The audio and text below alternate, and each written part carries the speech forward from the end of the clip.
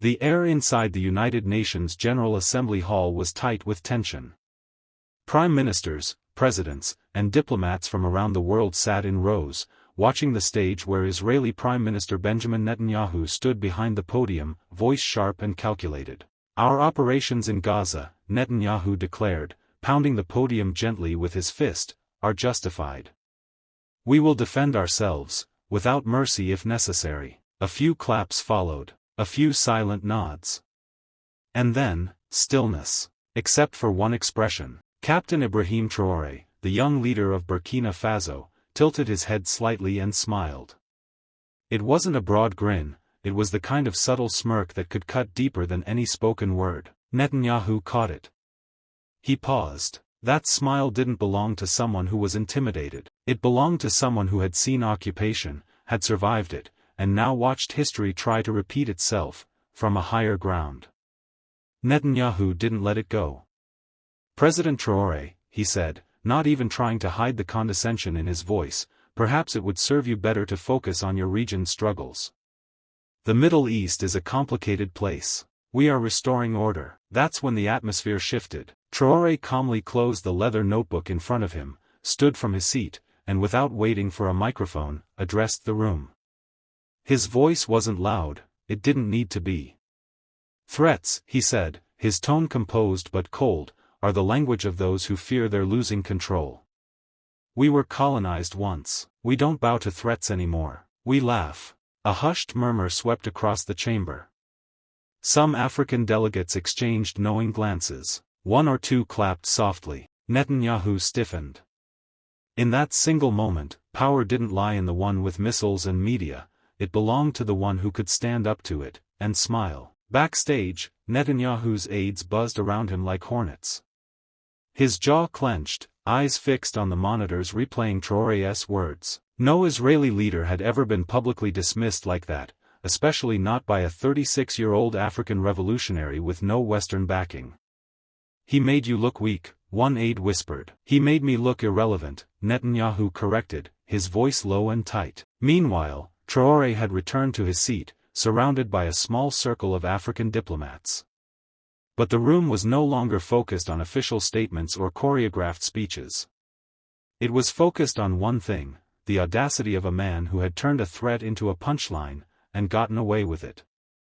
News alerts pinged across journalists' phones. Headlines formed like wildfire. African leader laughs off Netanyahu's threat.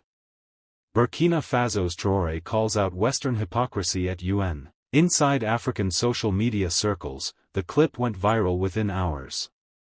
Young activists in Nigeria, South Africa, and Sudan began sharing it with hashtags like #WeLaughNow and #AfricaStandsUp. But Netanyahu wasn't finished. Later that afternoon, in a closed-door session with Western allies, he tried to reassert dominance. "Traoré is naive," he said, scanning the room. "He doesn't understand the cost of peace, or war." Yet the silence in that room said otherwise. They weren't so sure anymore. Across the ocean, American media had caught wind too. On live TV, a CNN anchor raised the question, why did a young African leader shake the most experienced man in the room?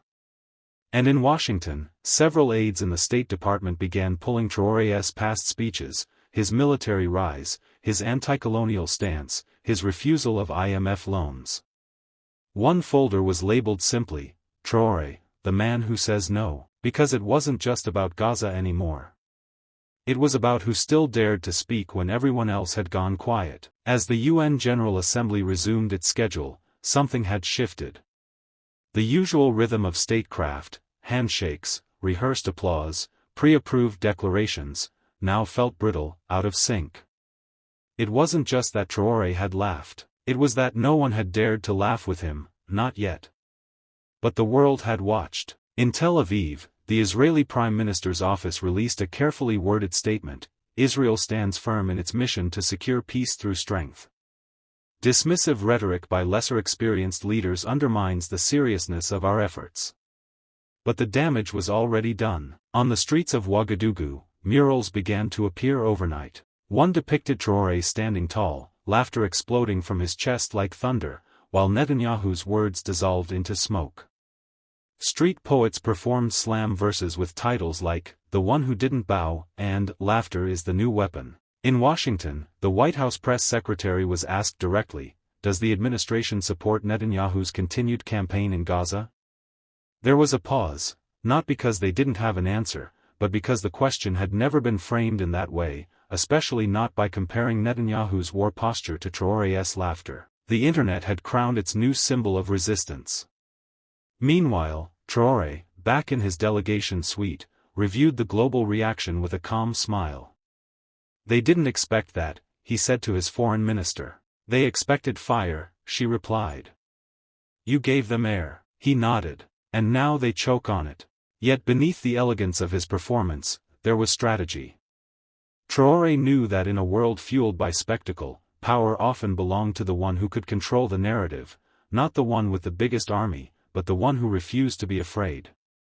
He had not just defied Netanyahu, he had created a crack in the image of invincibility that the West had long sold to the world.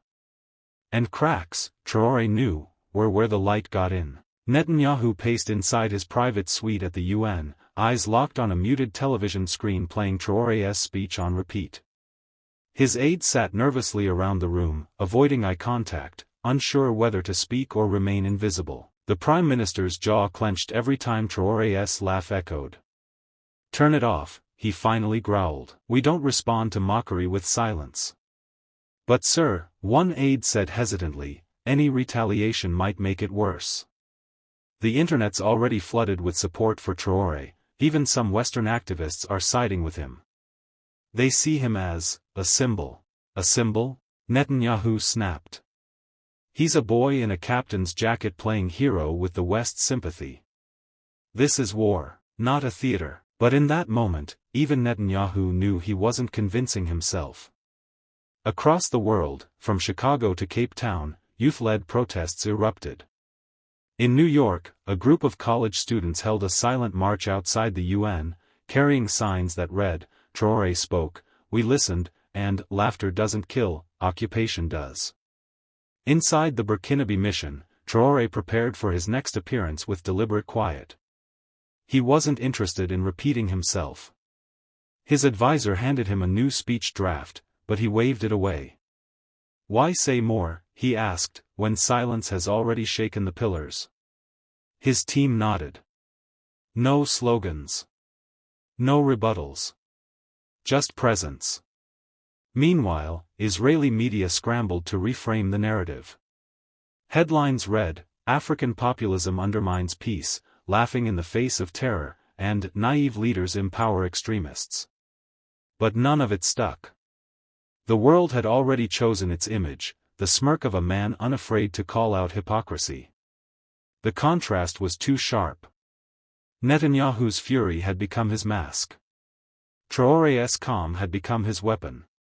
And in the war for perception, one man was losing his grip. The next morning, a thick tension clung to the air as Netanyahu stepped back into the UN chamber.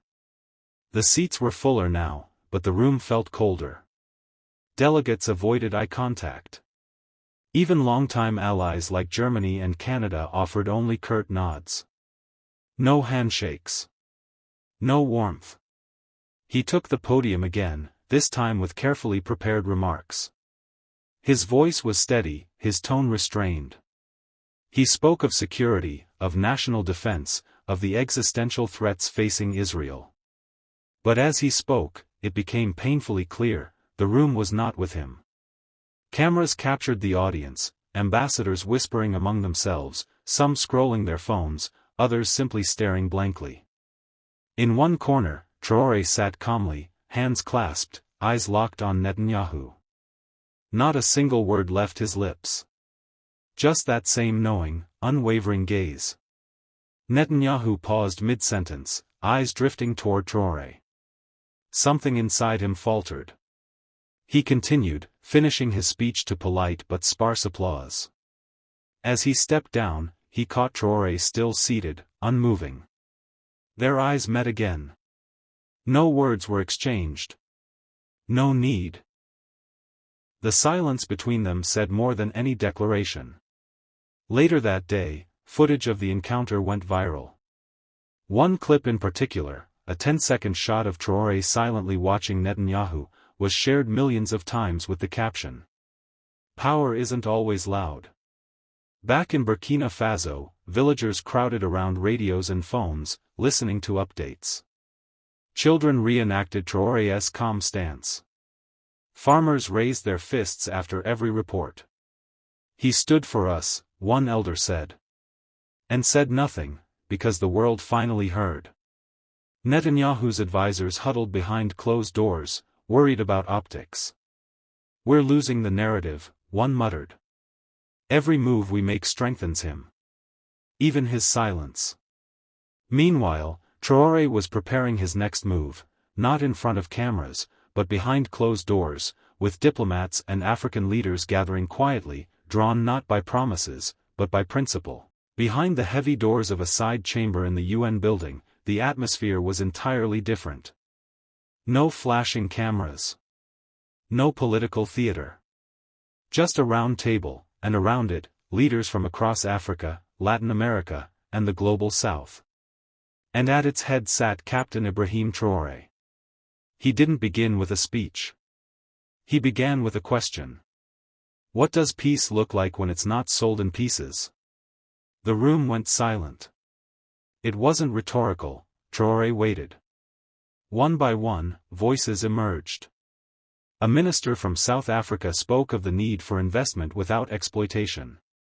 A delegate from Brazil echoed the sentiment, calling out what he termed diplomatic colonization disguised as aid. Traoré nodded. "The era of begging is over," he said calmly. "If the world wants peace, then justice must lead the way. Not missiles. Not warnings. And certainly not Netanyahu's kind of threats." Some leaders hesitated. Others leaned forward. "Israel claims it fights for its survival," a West African ambassador said. "But what of Palestine? What of Gaza?" Traoré responded with a clarity that carried weight. "Occupation is not defense. And silence is not neutrality."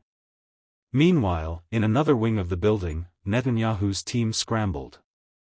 News had leaked that several nations were preparing to formally endorse Traoré's Gaza peace resolution, a document calling for an immediate ceasefire, an independent investigation into war crimes, and a humanitarian corridor under African oversight.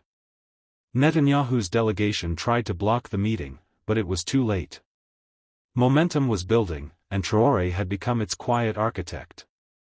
Later that night, Traoré met privately with a U.S. delegate known for criticizing Netanyahu behind closed doors. Their conversation was brief. "You understand the danger," the American said. "I understand the cost of silence," Traoré replied. Outside, protesters filled the plaza with signs bearing one name, Traoré. Not as a slogan. As a standard. The following morning, the plaza outside the United Nations was unrecognizable. Not because of violence or unrest, but because of the absence of the expected. No Israeli flags, no organized supporters, no counter-protesters. Only a sea of placards bearing Palestinian keffiyehs, African symbols, and one recurring image, Traoré's raised fist, silhouetted against the UN emblem. Inside, the session was set to resume, and Netanyahu was scheduled to address the General Assembly once more. This time, the hall was technically full, diplomats had been encouraged to attend, but the emotional emptiness from the day before still lingered. Netanyahu took the podium with steely resolve. "Let me be clear," he began, "Israel will not bow to pressure. We will not apologize for defending ourselves." But as he spoke, a soft murmur spread through the hall, not disrespect, but something more insidious, indifference. Eyes drifted to phones. Heads nodded not in agreement, but in fatigue. For decades, they had heard this speech, in different words, from different wars. In contrast, Traoré had no speech prepared for the day. He didn't need one. Word had spread that he would be delivering a closed-door briefing to an international press coalition, not to rally support, but to unveil the next phase of his campaign, a coalition of conscience. It was an audacious plan. Countries willing to suspend arms deals with aggressors. Nations agreeing to bypass deadlocked Security Council channels and pursue global justice tribunals independently. And perhaps most radical of all, a continent-wide boycott of any state actively profiting from war in Gaza. When the press briefing ended, journalists were stunned. One veteran war correspondent whispered, "He's not just defying Netanyahu, he's rewriting the rules of post-colonial diplomacy." Meanwhile, in Tel Aviv, Netanyahu watched clips of Traoré's remarks with a clenched jaw. "He thinks this is about morality," he muttered to an aide. "This is about survival." But even Netanyahu could feel it, the narrative was slipping. The world had heard his threats. Now, they were listening to the laughter that followed. Within days, what had started as a symbolic defiance at the UN began crystallizing into real-world consequences. Traoré's coalition of conscience wasn't just a declaration, it was a blueprint. And for once, the world wasn't waiting for a Western superpower to act first. South Africa announced a freeze on all arms deals with nations supplying weapons used in the Gaza offensive. Chile followed, pulling its ambassador from Tel Aviv. In a surprise move, Ireland proposed a motion in the European Parliament to audit and suspend all European military contracts with Israeli firms until independent war crime investigations could be completed. But it was Africa that moved with the fiercest determination. Burkina Faso's neighbors, Mali, Niger, and Guinea, joined Traoré's boycott within 48 hours. Dozens of African ports began turning away cargo flagged for Israeli-linked corporations. The African Continental Free Trade Area began formal discussions to shift technology and security partnerships away from companies implicated in the war economy. In a viral press conference, Traoré stood before a map of Africa with red X's over nations refusing to be complicit. "We are not isolating Israel," he said, "we are isolating injustice. If that injustice wears the mask of a democracy while dropping bombs on children, we will not blink." The room exploded in applause, not just from Africans, but from reporters, diplomats, and UN staffers whose silence had long been mistaken for neutrality. Meanwhile, Netanyahu found himself cornered not just politically, but symbolically. His aggressive posture now looked desperate. The image of a lone Israeli delegate walking out of a nearly empty chamber, trailing behind as Traoré spoke, became the defining photograph of the month, shared millions of times with captions like, "History changes when one man stops talking and another dares to speak." In Washington, the mood was growing tense. Traoré's influence was expanding in places even U.S. diplomats couldn't reach. In closed meetings, analysts called it the Traoré shift, a new form of diplomacy that bypassed old alliances and operated instead on shared morality, lived struggle, and unshakable clarity. This wasn't just resistance anymore. It was leadership. The backlash came, and it came hard. Within hours of Traoré's Pan-African boycott announcement gaining traction, a flurry of Western media headlines accused him of fueling division, of politicizing humanitarian aid, of weaponizing morality. Cable pundits called him naive, dangerous, and even a destabilizer in chief. But Traoré didn't flinch. He had studied how the narrative machine worked, how the same empires that dropped bombs also owned the stories told about them. This was no surprise. What did surprise him, however, was the wave of support that now came, not from governments, but from people. In cities across the world, murals of Traoré appeared overnight, in Cape Town, in Sao Paulo, in Oakland. He wasn't painted as a president, but as a farmer with soil on his hands, as a soldier standing beside children, as a lion with a broken chain around his neck. #WeHearTraoré trended globally, a rare moment when an African voice wasn't just acknowledged but amplified without translation. In a speech delivered to a crowd of students in Dakar, Traoré declared, "Leadership is not measured by how many armies you command, but by how many truths you can speak when the world demands silence. They gave us chains and called it stability. They gave us handouts and called it aid. But we remember what dignity feels like, and we're done renting it." Meanwhile, Netanyahu, now embattled both at home and abroad, attempted damage control. He held joint press briefings with Western allies, framing Traoré as misguided, a leader who doesn't understand the complexities of global security. Yet the more he spoke, the more disconnected he seemed. At the African Union, a quiet revolution was brewing. Traoré submitted a resolution to officially recognize economic warfare, including resource control, debt traps, and manipulated narratives, as acts of colonial aggression. It passed. With it, a new definition of sovereignty was born. One that didn't depend on borders drawn by colonizers or treaties signed in foreign capitals. A sovereignty that spoke in the voice of the dispossessed. A sovereignty that didn't ask for permission. As the sun dipped behind the horizon in Ouagadougou, the square in front of the Unity Monument was filled with people, farmers, students, elders, children.